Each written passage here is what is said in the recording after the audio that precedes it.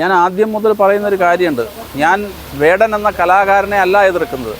വേടൻ പ്രതിനിധാനം ചെയ്യുന്ന രാഷ്ട്രീയത്തെയാണ്.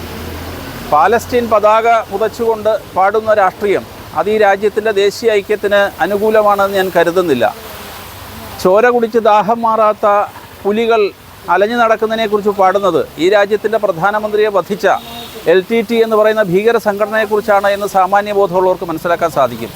ബുദ്ധൻ എന്ന് പറയുന്ന സഹനത്തിൻ്റെയും കാരുണ്യത്തിൻ്റെയും പ്രതീകത്തെ ചോര കുടിച്ച് അലയുന്ന മറ്റൊരു പ്രതീകമായിട്ട് അവതരിപ്പിക്കുകയും സ്വന്തം വളർത്തുപട്ടിക്ക് ബുദ്ധൻ എന്ന പേരിടുകയും ഒക്കെ ചെയ്യുമ്പോൾ അത് മ്യാൻമറിൽ നിന്ന് വരുന്ന ഭീകരവാദികളെ പിന്തുണയ്ക്കുന്ന നയമാണ് എന്ന് മനസ്സിലാക്കാനും സാമാന്യ ബുദ്ധി മതിയാകുമെന്നാണ് ഞാൻ കരുതുന്നത്.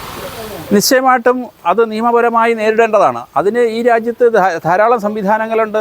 നമ്മുടെ പോലീസുണ്ട്, അധികൃതരുണ്ട്. ആ അധികൃതരുടെ മുന്നിൽ ശ്രദ്ധ ക്ഷണിക്കുക എന്നതാണ് ഒരു പ്രസംഗകൻ എന്നുള്ള നിലയ്ക്ക് ഞാൻ ചെയ്യേണ്ട കാര്യം. അതിനപ്പുറത്തേക്ക് പോകേണ്ട കാര്യം എനിക്കുണ്ടെന്ന് ഞാൻ കരുതുന്നില്ല.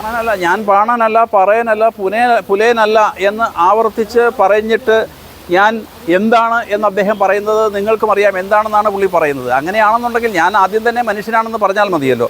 നമ്മുടെ സമൂഹത്തിൽ ഈ ആധുനിക കാലത്ത് നമ്മൾ ജാതിയെ മറന്നു തുടങ്ങി, ജാതീയമായ വിവേചനങ്ങളെ മറന്നു തുടങ്ങിയതാണ്.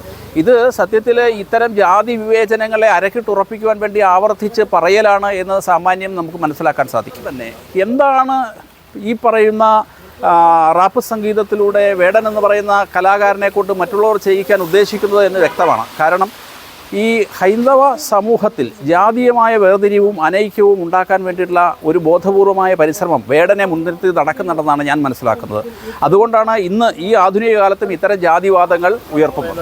ഞാൻ ഇന്നല്ല കാലങ്ങളായി ശരിയെന്ന് തോന്നുന്ന കാര്യങ്ങൾ ഉറക്കെ പറഞ്ഞുകൊണ്ടിരിക്കുന്ന ആളാണ്. അത് ഇനിയും തുടരുക തന്നെ ചെയ്യും. ഏറ്റവും പുതിയ വാർത്തകളും വിശേഷങ്ങളും വിരൽ തുമ്പിലറിയാൻ സീ മലയാളം ന്യൂസ് എല്ലാ ഡിജിറ്റൽ പ്ലാറ്റ്ഫോമുകളിലും ലഭ്യം.